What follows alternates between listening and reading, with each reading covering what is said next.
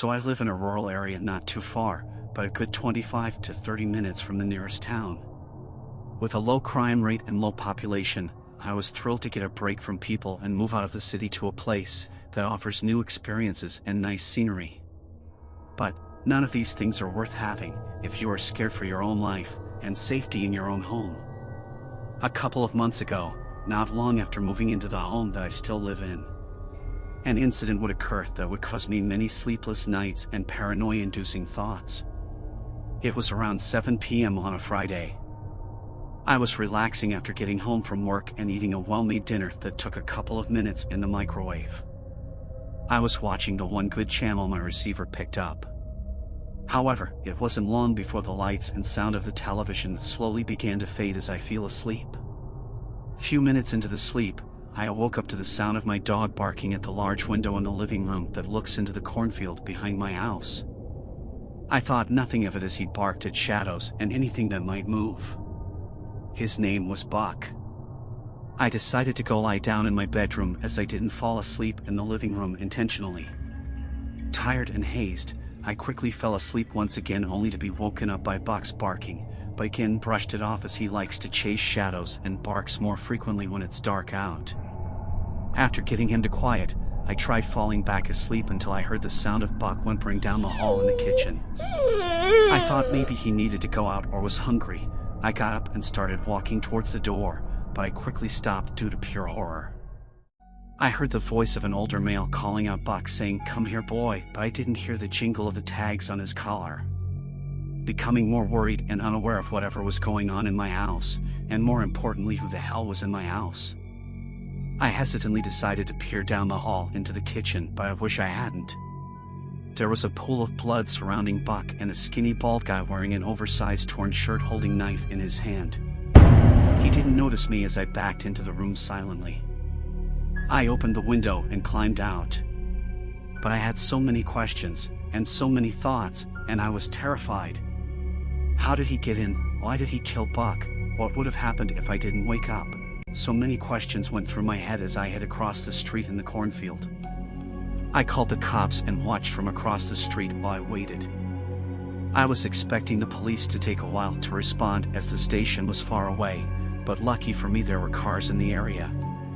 They swept the house and came out with a deformed-looking middle-aged man with a crazed look on his face and blood all over him. He refused to answer any questions as to why he was in my house, smiling even as they forced him into the car.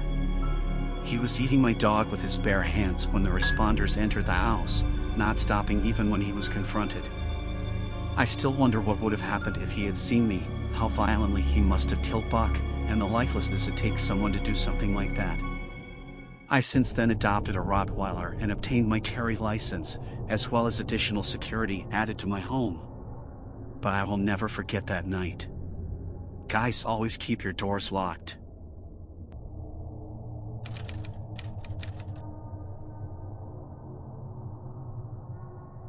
It all started a few months ago when I lost my sister in a car accident. That day as she left my house, she promised my oldest daughter she would start coming around more, that she would never be gone for a long time again. She had been a domestic assault victim and her previous partner never let her leave. But now she was finally free. 3 hours after we watched her drive away, I got a call that she had an accident. I sped to the intersection praying the whole way, but when I arrived, she was dead. I crumpled on the ground crying and wondering why. The EMTs brought me her dog, who miraculously made it out with only a scratch on her nose. The next day after my sister passed, I was just lying in the couch, but after some time, I heard my daughters talking in their sleep. All 3 of my little girls were simultaneously in different rooms holding a conversation with someone, but as soon as I checked on them, they stopped talking and were all asleep. When I told them the next morning, they all swore that Auntie had come back before in their dreams and told them to take care of the dog. She told my oldest she was sorry she couldn't keep her promise and had to go away, but left her dog to keep her company. I was creeped out after hearing this and wondered, how is this even possible? I thought they were just having dreams because of what they were going through. They were close to my sister. A week after the accident, her ex took the dog and my kids were devastated. He gave us no choice in the matter. Auntie visited again that night.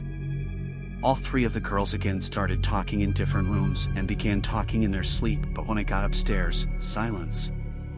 The next morning my middle daughter said she saw Auntie, but she was weird and mean. My oldest didn't want to talk about it and my youngest seemed scared. My oldest finally came to me and told me about the dream 3 days later since it had been bothering her. She said her aunt was mad that we didn't have the dog because she gave up her life to leave my oldest someone to remember her. She said she was going to kill her ex so we could have the dog back and went into detail about how. I was shocked to hear it. She said it would be slow and maybe even years before we get the dog back. She said she was going to eat him from the inside out. We had no clue what that meant.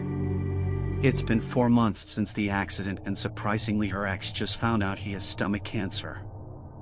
I was so shocked to hear that, and I still hear them all simultaneously talking at night, but I don't ask what she's saying anymore. I think we're going to have the dog back soon.